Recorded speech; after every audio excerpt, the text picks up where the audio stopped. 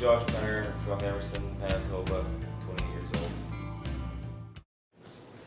You good? You got any boogers to pick? Want to do some push-ups with the girls? I can't do nothing with the girls right now. All right, man. So it looks like you're sporting some aftermarket hardware there beside you. What's going on there?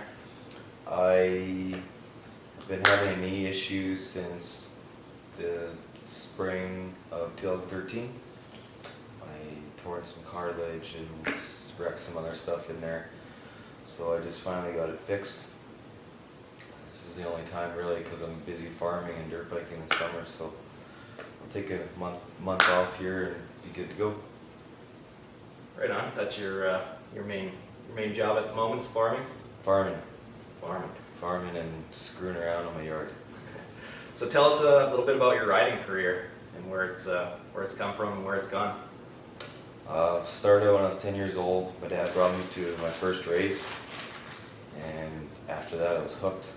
But then he wouldn't buy me a dirt bike, so then I had to mow lawns for a good couple of years before I could buy my own dirt bike. That's a lot of lawns. That's a lot of lawns. That's a lot of land. I've seen the land out here. There's some big lawns. Yeah, so then that started and kind of escalated from there. Won a bunch of provincial amateur championships, and then I turned pro, and then I finally started taking things a bit serious.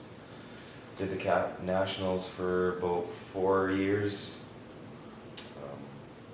Kind of did everything on my own, so things are limited there with stock bikes, stock parts all the time, and money for traveling and whatnot. So I did okay, got in top 20, top 15 and whatnot, but yeah, so I'm at now. I'm just, this year I kind of took it off and just built ramps and had fun with riding dirt bike and made videos and rode with my friends and took all sorts of cool pictures and just had a blast and did our own thing. That's something we've been hearing a lot about is the Penner compound. How did that all come about? Well, it started out last winter when I bought a snowmobile.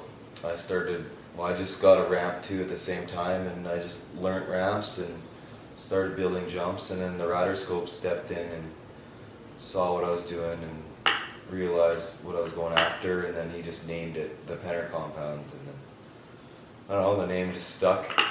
So then just kept it going and kept building on it, and it's getting around now. Where do you see the Penner compound going next year? I'd like to just keep going the way it is. I mean, I'm slowly building more stuff, getting dirt when I can, adding to it, building ramps. Just yeah, keep on doing some motocross schools, stuff like that. Teaching the younger age. And motocross isn't the only thing going on at the Penner compound, is it? No, snowmobiling. Just getting into free ride sledding and learning a few tricks and having fun with that. I've been seeing a lot of that stuff popping up on Instagram these days. It's looking pretty good. Do you have any plans to bring that to the next level in the future? Yeah, I'm just taking it one step at a time, one trick at a time, and I don't know. It's always you learn something and then you sit down and you say what's next, so then you figure out what's next and you just keep going from there. You mentioned whips in there. It's a skill I know I'm insanely jealous of, but you're becoming a name for your gigantic whips in the sport right now. Tell us a little bit about those. Oh, well, that started out when I first got a dirt bike. You always see in magazines guys whipping it. Everyone knows that's the coolest thing to do on a dirt bike and the most stylish thing. That's all we ever wanted to do when we were little, going over to Lee Stewart's house and just doing our little whip comps in 80s and landing completely sideways and wiping out. But yeah, I started then and just loved whips, so then just kept going at it and pushing it. Is that how you pick up girls these days? No, I don't know how I get girls these days. I guess you just don't care and then they like you. Seems like it works out for some of us. So, well, it's 2014 now. What are your big plans for this year, really, with the racing? I've heard about that. Some other stuff you're going to be doing this year. Yeah, this year is all pretty. Yeah, I don't know. It's pretty big year, I guess. I got signed on Team PRMX with Davey Frazier for East Nationals. Might hit up a few West Nationals. Pretty pumped to see that Regina's on the circuit now. So I'd like to hit up Calgary and Regina. Just kind of do what I can with the budget I got. Like I said, it's mostly on my own. So who knows what's going to happen. I mean, and then this year I got hooked up with 509, so I'm going out to Brett Turcotte's for a good month with sledding and ride with those guys. Awesome. Going to be producing any more videos this year? Yeah, as much as I can, really. I mean, it all depends on if we can get a filmer out here and if it all works out. That's you, Carson. So that's pretty much wraps it up for now. As far as support for this year, you got anyone you'd like to thank? Yeah, I got quite a bit of people stepping in to support me this year.